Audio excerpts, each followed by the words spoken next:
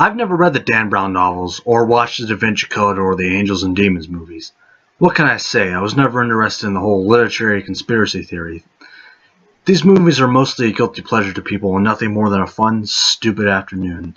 And that's mostly true with this third entry, Inferno. Starring Hollywood golden boy Tom Hanks and soon-to-be Star Wars rebel Felicity Jones, Inferno follows Professor Langston as he uses his oddly specific and useful literary expertise to help stop a mad genius billionaire from killing half the population. Tom Hanks pretty much does what Tom Hanks always does, and Felicity Jones does well as the oddly knowledgeable sidekick that pals around with him as they go around Europe following clues.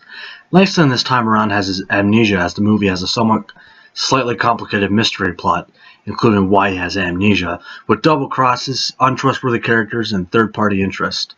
Before the movie, there's a preview for an M. Night Shyamalan flick. Coincidentally funny, as there's a lot of twists in this movie, almost too many for its own good.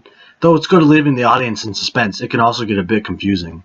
It's mostly to keep the movie from being a completely predictable thriller. It wasn't until one of these twists was revealed that I actually started to get a little invested in it. A little being the key word. The movie features Langston and his partner moving to one location, solving what can be considered a puzzle, and then having to run away as the people following just manage to miss them and they escape. The story actually has an interesting moral dilemma when it comes to overpopulation. It could be a problem and only the quote-unquote bad guys seem to have an answer to it. Although they stopped the plan, there's still the idea of overpopulation that the movie doesn't address. Apparently in the original ending from the book, it wasn't a virus that would kill half the population, but would sterilize them and the virus was actually released. Which is actually better at ending and seems a bit more understandable than just a random disease that murders everybody.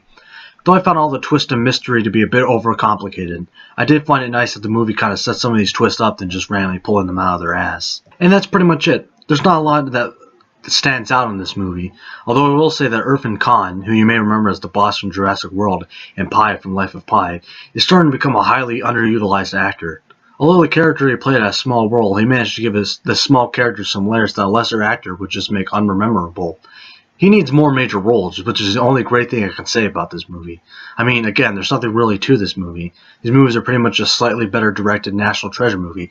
Just swap out Tom Hanks with Nick Cage, ancient literature knowledge with history, and instead of treasure, it's a death virus. There's nothing really out this week, so if you wanted to go to the movies, this is all the choice you're really given. It could be a bit of a fun afternoon out, but you wouldn't really be missing much if you just stayed home and watched Netflix. I give it 3 out of 5 stars.